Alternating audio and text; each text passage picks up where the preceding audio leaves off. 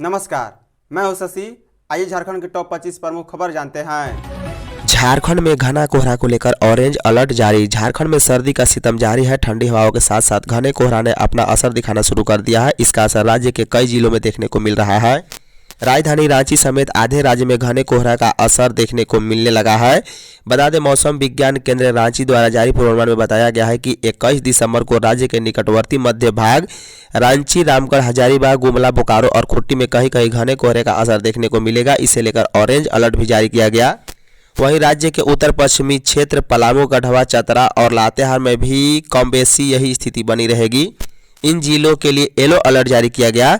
मौसम विज्ञानी अभिषेक आनंद ने बताया है कि यह स्थिति 26 दिसंबर तक बनी रहेगी। उन्होंने कहा है कि राज्य में अगले 5 दिनों तक 21, 22, 23, 24 और 25 दिसंबर तक न्यूनतम तापमान में कोई बड़े बदलाव की संभावना नहीं है। मध्यम दर्जे का घना कोहरा छाया रहेगा और आसमान मुख्यतः साफ रहेगा। बताया है कि कोहरे के साथ साथ उत्तर पश्चिमी दिशा से आ रही ठंडी हवाओं ने अपना असर दिखाना शुरू कर दिया है। अहले सुबह और देर रात ठंड का असर बढ़ने लगा है। दिन में हल्की गर्मी और सुबह शाम शीतलहर के कारण लोगों को मौसम की दोहरी मार झेलनी पड़ रही है। झारखंड विशेष शाखा ने 8 जिलों के एसपी को किया अलर्ट। विशेष शाखा ने 8 जिलों के एसपी को सतर्क किया है कि वे मानव तस्करों की निगरानी कराएं, रेलवे स्टेशन, बस स्टैंड आदि की निगरानी कराएं, जहां से मानव तस्कर भोले भाले ग्रामीणों को लालच देकर महानगरों में ले जाते हैं, उनका सौदा करते हैं। विशेष शाखा ने अपने पत्र में लिखा है कि फसल कटने के बाद ग्रामीण बेरोजगार हो जाते हैं, इसी का फायदा मानव तस्कर उठाते हैं। विशेष शाखा प्रत्येक वर्ष धान की फसल कटने के बाद इस तरह की एडवाइजरी जारी करता है। इस बार भी किया है। बता दें, जिन जिलों से सर्वाधिक बच्चे नौकरी की लालच में महानगरों में जाते हैं उनमें खूंटी, दुमका, सिमडेगा, गुमला, रांची, चाईबासा, लोहरदगा व पलामू शामिल है। इन्हीं जिलों में सर्वाधिक मानव तस्करी के मामले भी सामने आते रहे हैं। मानव तस्कर बेरोजगार ग्रामीणों को झांसा में लेकर नौकरी दिलाने का आश्वासन देते हैं और उनके बच्चों को महानगरों में ले जाकर उनका सौदा भी कर देते हैं। इनमें बच्चियों की संख्या अधिक होती है। नुसरत परवीन को नौकरी देने के निर्णय पर भानु प्रताप ने खड़े किए सवाल। बिहार के डॉक्टर नुसरत परवीन को झारखंड में नौकरी देने के प्रस्ताव को लेकर राजनीति विवाद गहराया गया है। भाजपा नेता भानु प्रताप शाही ने इस निर्णय का विरोध करते हुए स्वास्थ्य मंत्री डॉक्टर इरफान अंसारी पर गंभीर सवाल खड़ा किया है। भानु प्रताप शाही ने कहा है कि बिहार से किसी व्यक्ति को बुलाकर झारखंड में नौकरी देने की घोषणा करना समझ से परे है। उन्होंने सवाल किया है कि किस नियम और प्रक्रिया के तहत यह निर्णय लिया गया। उनका कहना है कि झारखंड में बड़ी संख्या में योग्य और बेरोजगार युवा मौजूद हैं। ऐसे में बाहरी राज्य से लोगों को नौकरी देने की घोषणा राज्य के युवाओं के साथ अन्याय है।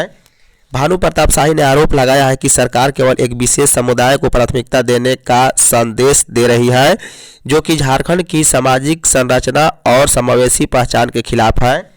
भाजपा नेता ने कहा है कि झारखंड किसी एक जाति या समुदाय का राज्य नहीं, बल्कि यह सभी झारखंडियों के लिए बना है। उन्होंने स्वास्थ्य मंत्री से अपने निर्णय को वापस लेने और राज्य के बेरोजगार युवाओं को प्राथमिकता देने की मांग की है। छात्रवृत्ति भुगतान को लेकर डिजिटल आंदोलन 24 दिसंबर सुबह 7 बजे से। झारखंड सरकार द्वारा छात्रवृत्ति भुगतान नहीं होने के वजह से झारखंड के लाखों छात्र पढ़ाई से प्रभावित हो रहे हैं। छात्रवृत्ति भुगतान को लेकर सड़क से सदन तक मामला गर्म है। झारखंड लोकतांत्रिक क्रांतिकारी मोर्चा छात्रवृत्ति भुगतान की मांग को लेकर चरणबद्ध आंदोलन का ऐलान किया है। बता दें, डुमरी से रांची 200 किलोमीटर छात्र अधिकार पदयात्रा के पश्चात एक्स डिजिटल प्लेटफॉर्म पर छात्र अधिकार डिजिटल आंदोलन ऐलान किया है, जिसका हैशटैग रिलीज स्कॉलरशिप है, जो 24 दिसंबर 2025 दिन बुधवार को सुबह 7 बजे से लेकर शुरू होगी। मौके पर केंद्रीय वरीय उपाध्यक्ष सह छात्र नेता देवेंद्रनाथ महतो ने कहा है कि छात्रवृत्ति भुगतान में केंद्र और राज्य सरकार का आपसी पॉलिटिकल टकराव तथा एनडीए और इंडिया गठबंधन का राजनीतिक षड्यंत्र का शिकार राज्य के छात्र हो रहे हैं। मोदी जी देश को विश्व गुरु बनाने की बात करते हैं, लेकिन अपने ही देश के हजारों छात्रों को सम्मानजनक शिक्षा देने में नाकाम साबित होते जा रहे हैं, जिससे उनका जुमलेबाजी का प्रत्यक्ष प्रमाण मिलता है। राज्य सरकार की सारे मंत्री, विधायक, सुपर मंत्री और पदाधिकारी के तमाम सरकारी सुविधाएं का उपभोग करते आ रहे हैं और दिन प्रतिदिन अपने सरकारी सुविधाएं बढ़ोतरी भी करते आ रहे हैं, लेकिन राज्य के कर्णधार, राज्य के भविष्य, राज्य के आने वाले युवा पीढ़ी के साथ सौतेला व्यवहार किया जा रहा है। वित्त रहित संस्थान अनुदान प्रपत्र के लिए करेंगे आवेदन।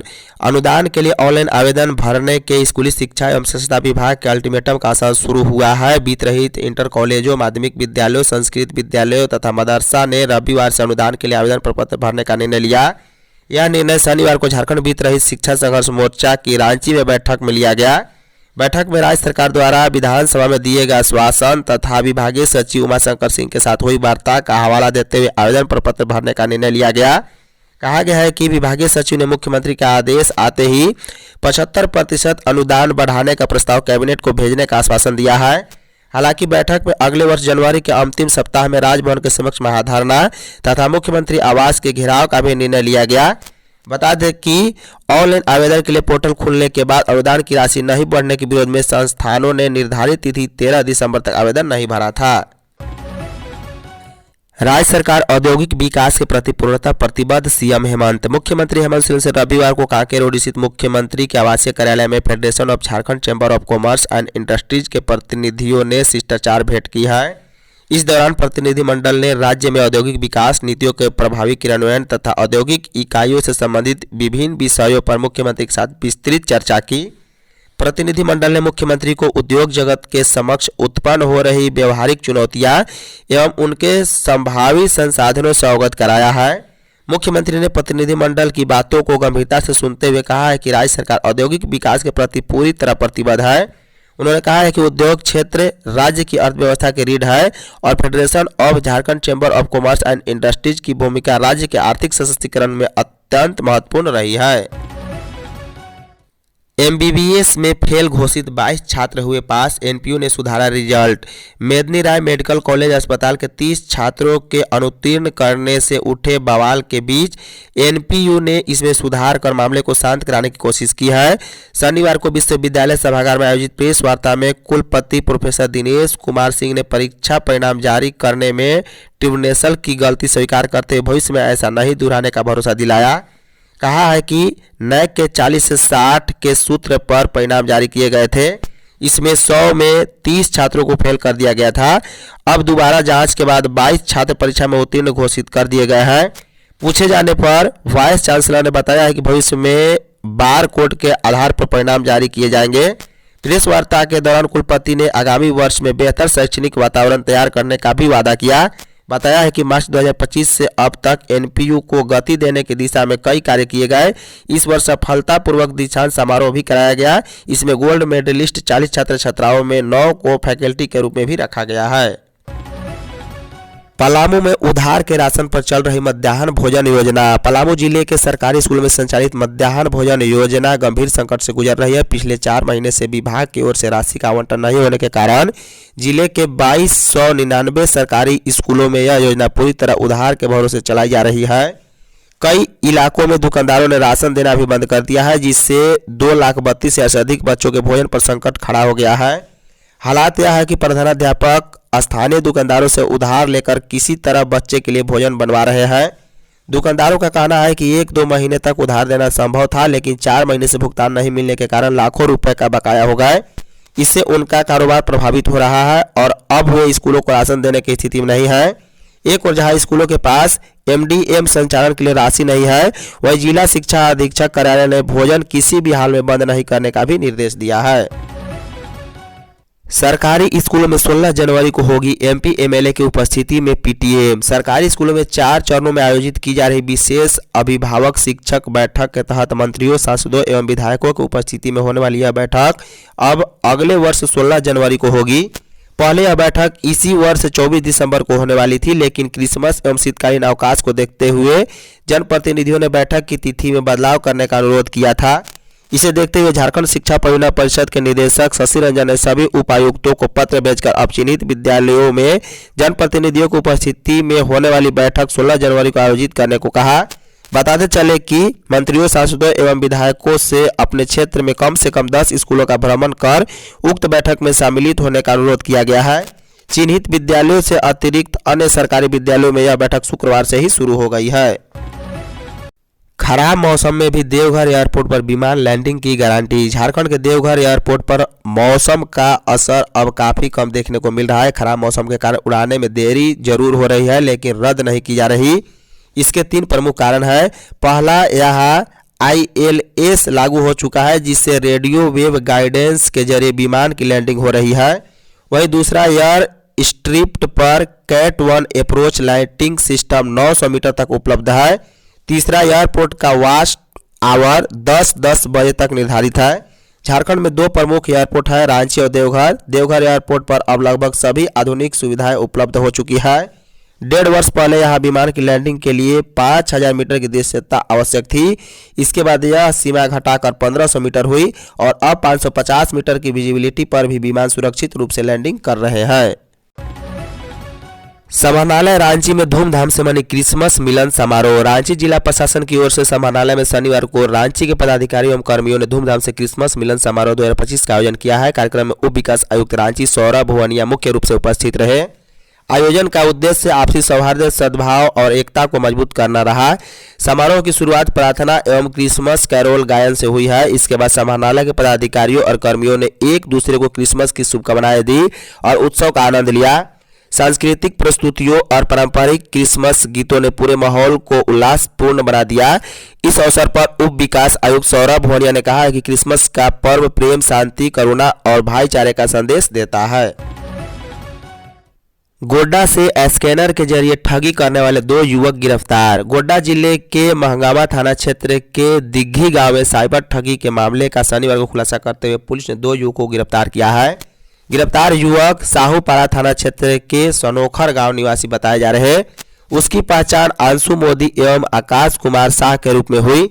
मामले का खुलासा तब हुआ जब गिद्धी गांव के कुछ युवकों ने ऑनलाइन ठगी की शिकायत की। पीड़ितों का आरोप है कि उनसे स्कैनर के माध्यम से पैसे की ठगी की गई। प्रारंभिक जानकारी के अनुसार आरोपित अंशु मोदी लोगों से स्कैनर के जरिए राशि प्राप्त कर उसे आकाश कुमार शाह तक पहुंचाने का कार्य करता था। ग्रामीणों का आरोप है कि आकाश कुमार शाह एक बड़े साइबर ठग गिरोह से जुड़ा हुआ है और ठगी की रकम के संचालन में उसकी प्रमुख भूमिका थी। घटना की जानकारी मिलते ही आक्रोशित ग्रामीणों ने दोनों आरोपितों को उनके घर पर पकड़ लिया, जहां कुछ समय तक हाई वोल्टेज ड्रामा और नोक-झोंक की स्थिति बनी रही।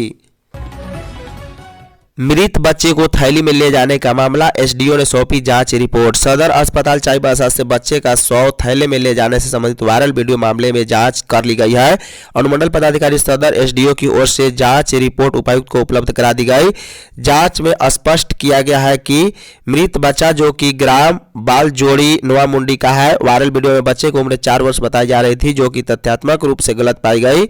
जांच में यह सामने आया है कि मृत बच्चा मात्र 4 माह का था। जांच प्रतिवेदन के अनुसार बच्चे को 18 दिसंबर 2025 की शाम 5:15 पर सदर अस्पताल चाईबासा में फीवर और लूज मोशन की शिकायत पर भर्ती कराया गया। बच्चे को पीडियाट्रिक वार्ड में रखा गया था और उपचार के दौरान जांच में वह मलेरिया पॉजिटिव पाया गया। बेहतर इलाज के लिए बच्चे को एमजीएम अस्पताल जमशेदपुर रेफर किए जाने का प्रस्ताव रखा गया, लेकिन पिता की ओर से वही इलाज करने की इच्छा जताई गई। इलाज के दौरान 19 दिसंबर 2025 को अपराह्न 1:15 पर बच्चे की मृत्यु हो गई थी। युवाओं के कौशल विकास के लिए करे ठोस पहल, मुख्यमंत्री हेमंत सोरेन से शनिवार को पतरातू विद्युत निगम लिमिटेड के मुख्य कार्यपालक पदाधिकारी अशोक कुमार सहगल सहित अन्य ने शिष्टाचार मुलाकात की। इस अवसर पर उन्होंने मुख्यमंत्री को बताया है कि 5 नवंबर 2025 से पीवीएनएल के 800 मेगावाट की क्षमता वाली एक यूनिट से बिजली का व्यावसायिक उत्पादन शुरू हो चुका है। उन्होंने इस यूनिट के चालू होने के लिए मुख्यमंत्री का आभार जताया। उन्होंने कहा कि मुख्यमंत्री की ओर से हर स्तर पर मिले सहयोग का परिणाम है कि इस यूनिट से बिजली का व्यावसायिक उत्पादन तय समय पर शुरू हो सका।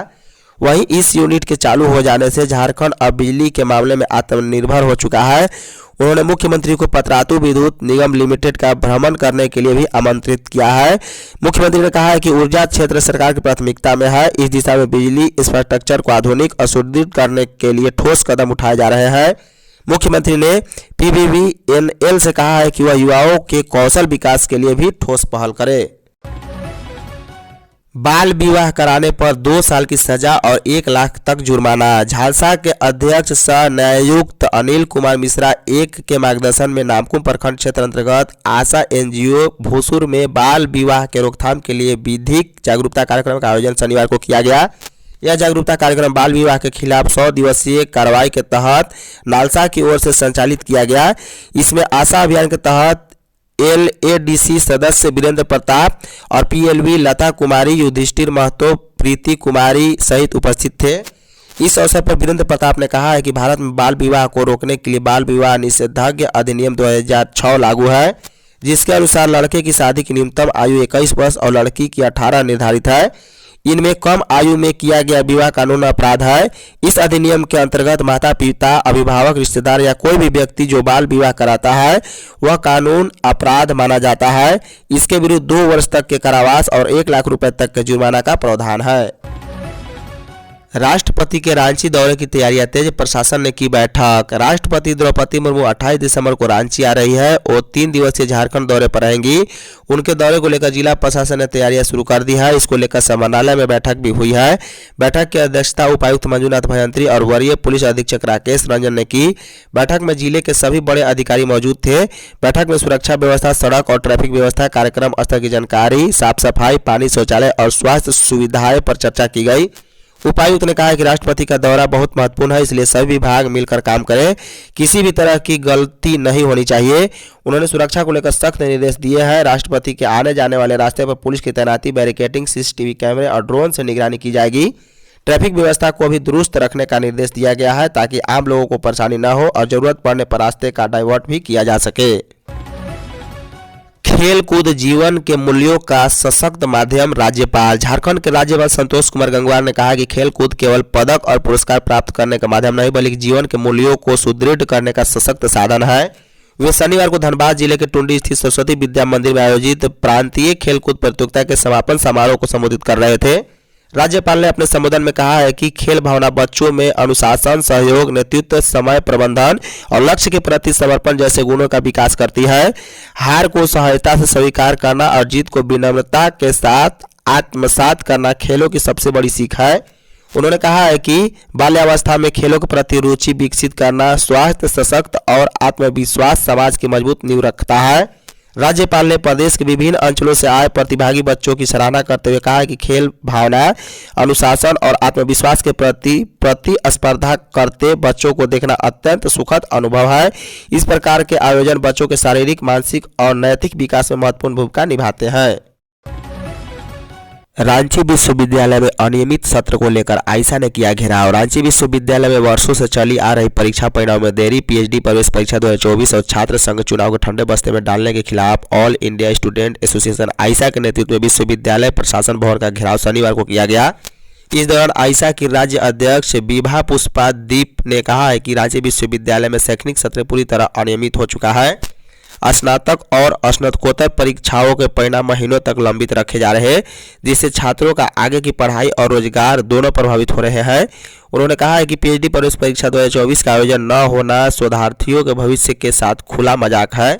आयशा की रांची जिला सचिव संजना मेहता ने कहा है कि आज विश्वविद्यालय का विधि विभाग पर bar council of India degree को अवैध यह कहकर घोषित कर दिया गया कि विधि की पढ़ाई यूनिवर्सिटी के डिपार्टमेंट, स्कूल, कॉलेज में हो सकती है, जबकि यहाँ इंस्टीट्यूट के नाम से है। आयशा रांची जिला अध्यक्ष विजय कुमार ने कहा है कि नई शिक्षा नीति 2020 के नाम पर गुणवत्तापूर्ण और रोजगार परक शिक्षा को कमजोर किया जा रहा है। सीआईडी ने डिजिटल अरेस्ट ठगी मामले में मुख्य आरोपी को किया गिरफ्तार। अपराध अनुसंधान विभाग रांची के साइबर क्राइम थाने ने डिजिटल अरेस्ट धोखाधड़ी के एक बड़े मामले में मुख्य आरोपी योगेश सिंह सिदोदिया को राजस्थान के जयपुर से गिरफ्तार किया है। आरोपित के पास से संबंधित मोबाइल फोन और अन्य महत्वपूर्ण सामग्री भी बरामद की गई।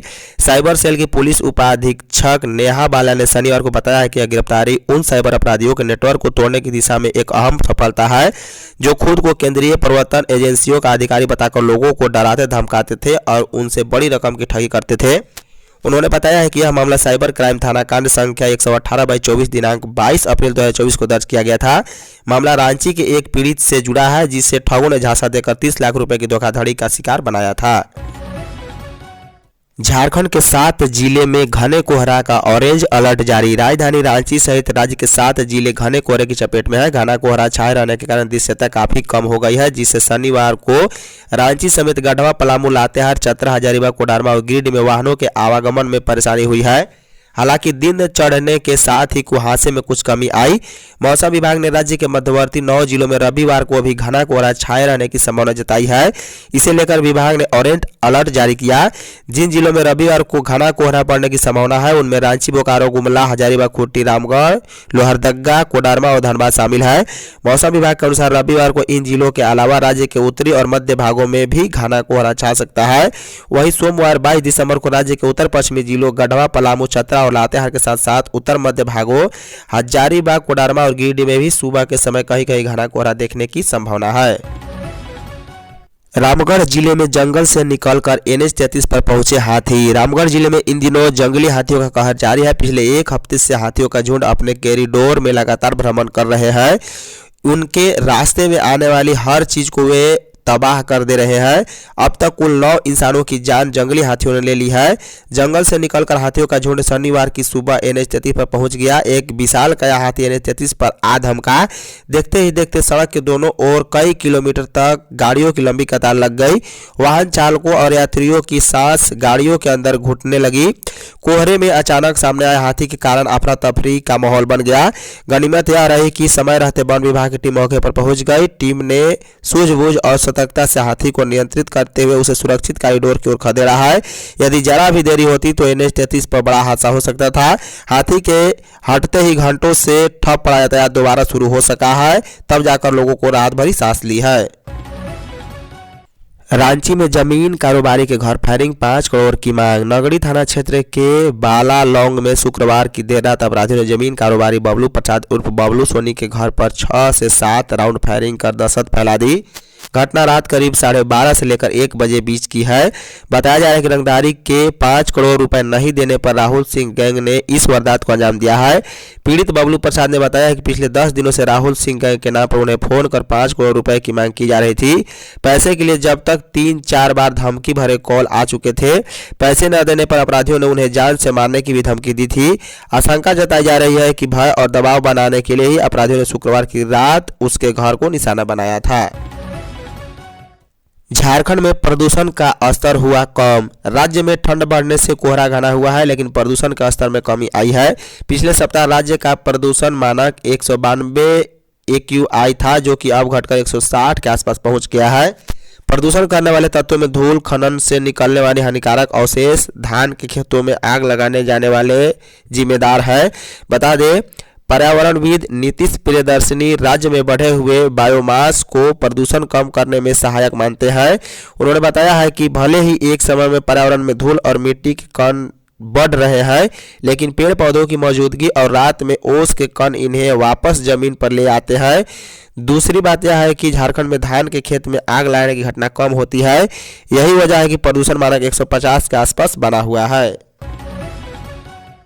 होमगार्ड को EPF देने के मामले में हाई कोर्ट ने दिया आदेश। झारखंड हाई कोर्ट के चीफ जस्टिस तरलोक सिंह चौहान और जस्टिस राजेश शंकर की अदालत ने एक मामले में सुनवाई करते हुए राज्य सरकार और उद्योग विभाग पर कर्मचारी भविष्य निधि EPF कानून के क्रियान्वयन में लगातार लापरवाही पर नाराजगी जताई। अदालत ने राज्य में संचालित सभी औद्योगिक इकाइयों को 30 जून 26 तक उद्योग विभाग में पंजीकरण कराना अनिवार्य कर दिया, चाहे उनकी प्रकृति या कर्मचारियों की संख्या कुछ भी हो। अदालत ने अपने आदेश में कहा है कि राज्य की सभी औद्योगिक इकाइयों को 30 जून 26 तक उद्योग विभाग में पंजीकरण कराना होगा। उक्त तिथि तक पुरानी कंपनियों को पंजीयन कराना है। इसके अलावा कई कंपनियों को पंजीयन प्रारंभ में ही कराना होगा। अदालत ने उद्योग विभाग के निदेशक को यह आदेश सभी संबंधित विभागों और उद्योगों को भेजने का निर्देश दिया। मामले की अगली सुनवाई 30 जनवरी को होगी। कृषि मंत्री ने पलामू में क्रिसमस समारोह में हुई शामिल। डाल्टनगंज धर्म प्रांत के तत्वाधान में शनिवार को क्रिसमस महोत्सव सह भव्य शोभा यात्रा का आयोजन श्रद्धा, उल्लास एवं भाईचारे के वातावरण में किया गया। महोत्सव में झारखंड कृषि मंत्री शिल्पी नेहाती की, मनिका विधायक रामचंद्र सिंह सहित विभिन्न धर्मों के प्रतिनिधियों ने भाग लिया है। इस अवसर पर प्रभु यीशु के जन्म प्रसंग को दर्शाती आकर्षक झांकियां, भजन कीर्तन, संगीत, नृत्य एवं सामूहिक प्रार्थना का आयोजन किया गया, जिसने उपस्थित लोगों को भाव विभोर कर दिया है। बता दें, क्रिसमस महोत्सव की शुरुआत स्टेशन रोड स्थित शांति किरानी कैथेड्रल चर्च में क्रिसमस गौशाला के आशीर्वाद कार्यक्रम से हुई है। इसके पश्चात शोभा यात्रा चर्च परिसर से निकालकर सदीक चौक, छमुहार, रेडमा चौक होते हुए चियाकी पहुंची, जहां इसका समापन हुआ है। धन्यवाद।